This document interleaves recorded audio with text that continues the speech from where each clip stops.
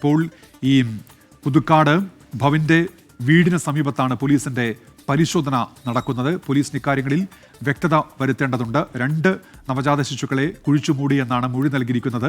ശാസ്ത്രീയ പരിശോധനയിലൂടെ പോലീസിന് തെളിവ് ശേഖരിക്കേണ്ടതുണ്ട്. പ്രാഥമിക ചോദ്യം ചെയ്യലിൽ പോലീസിന് ലഭിച്ച വിവരങ്ങളുടെ അടിസ്ഥാനത്തിലാണ് ഇപ്പോൾ പോലീസിന്റെ പരിശോധന നടക്കുന്നത്. ഇന്ന് രാവിലെയാണ് ഇത്തരത്തിൽ ഇതിന്റെ ഈ വാർത്ത പുറത്തു വരുന്നത്. പോലീസ് സ്റ്റേഷനിൽ എത്തിയ യുവാവ് 2 നവജാത ശിശുക്കളെ കുഴിച്ചുമൂടി എന്നുള്ള കാര്യം അറിയിക്കുകയായിരുന്നു. അതിന്റെ പശ്ചാത്തലവും കാരണവുമൊക്കെ വിശദീകരിക്കുന്നു. അതിന്റെ അടിസ്ഥാനത്തിലാണ് പോലീസിന്റെ പരിശോധന നടന്നത്.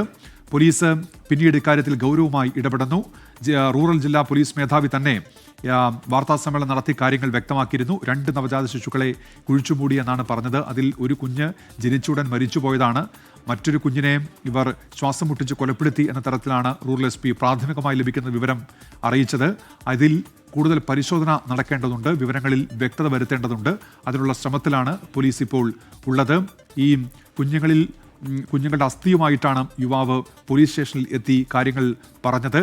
ആ അസ്ഥി പ്രാഥമികമായി പരിശോധിച്ചിരുന്നു പോലീസ്. ഫോറൻസിക് സംഘം അത് പരിശോധിച്ച് കുഞ്ഞുങ്ങളുടെ അസ്ഥി തന്നെയാണെന്ന് ഇതിനോടകം തിരിച്ചറിഞ്ഞിട്ടുണ്ട്. അപ്പോൾ ഈ യുവാവിൻ്റെയും യുവതിയുടെയും മൊഴികളിൽ പോലീസ് ഇപ്പോൾ അന്വേഷണം നടത്തുകയാണ്. അവർ പറഞ്ഞ കാര്യങ്ങളിൽ ഏതൊക്കെയാണ് വാസ്തവം എന്ന് അവർ ഇപ്പോൾ പരിശോധിച്ചുകൊണ്ടിരിക്കുകയാണ്. വിഷ്ണു സുരേഷ് തുടരുന്നുണ്ട്.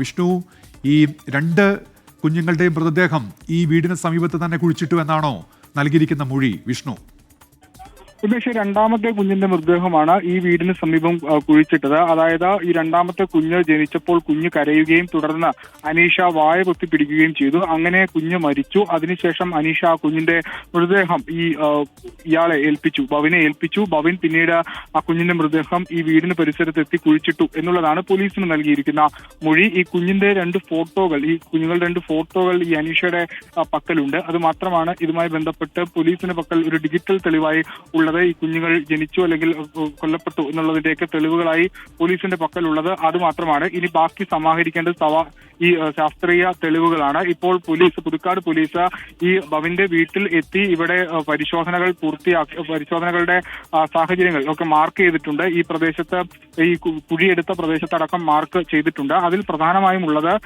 ഇവിടെ ഈ കുഞ്ഞിന്റെ മൃതദേഹം കുഴിച്ചിട്ട ആ കുഴി ഇനി പോലീസ് വീണ്ടും ഒരിക്കൽ കൂടി തുറന്ന് പരിശോധിക്കും. അവിടെ നിന്ന് എന്തെങ്കിലും വസ്തുക്കൾ, പ്രത്യേകിച്ച് അസ്ഥിയുടെ ബാക്കി അവശിഷ്ടങ്ങളോ അല്ലെങ്കിൽ തുണിയുടെ കഷ്ണമോ ഒക്കെ കിട്ടുവാണെങ്കിൽ അത് ഈ ക്രൈമുമായി ബന്ധപ്പെട്ട് ഏറ്റവും പ്രധാനപ്പെട്ട തെളിവായി മാറും. അതിലൊരു വിശദമായ പരിശോധന നടത്തും. അതൊരുപക്ഷെ ഇന്ന് തന്നെ ഉണ്ടാകുമെന്നാണ് നമ്മൾ മനസ്സിലാക്കുന്നത്. പ്രതികളെ ഇങ്ങോട്ടേക്ക് എത്തിച്ചുള്ള തെളിവെടുപ്പിന് അത് കസ്റ്റഡിയിലൊക്കെ വാങ്ങിയ ശേഷമായിരിക്കും ഉണ്ടാകുക.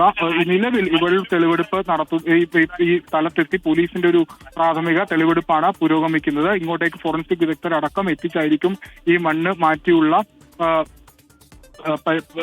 പരിസരം പ്രതിഷേധിക്കുന്നത്. ഈ 2 ഇടങ്ങളിലും, അതായത് ഈ വെള്ളികുളങ്ങരയിലെ അനീഷയുടെ വീട്ടിലും അതോടൊപ്പം തന്നെ ഈ പാമ്പല്ലൂരുള്ള ഭവിന്റെ വീട്ടിലുമാണ് ഇപ്പോൾ പരിശോധന നടത്തുന്നത്. ഈ ദൃശ്യങ്ങളിൽ കാണുന്ന ഈ സ്ഥലത്താണ് ഈ കുഞ്ഞിന്റെ മൃതദേഹം, 2ാമത്തെ കുഞ്ഞിന്റെ മൃതദേഹം കുഴിച്ചിട്ടതെന്നാണ് നമ്മൾ മനസ്സിലാക്കുന്നത്. അവിടെയാണ് ഈ കാണുന്ന തോട്ടിൽ മൃതദേഹം നിക്ഷേപിച്ചു എന്നുള്ളതാണ്.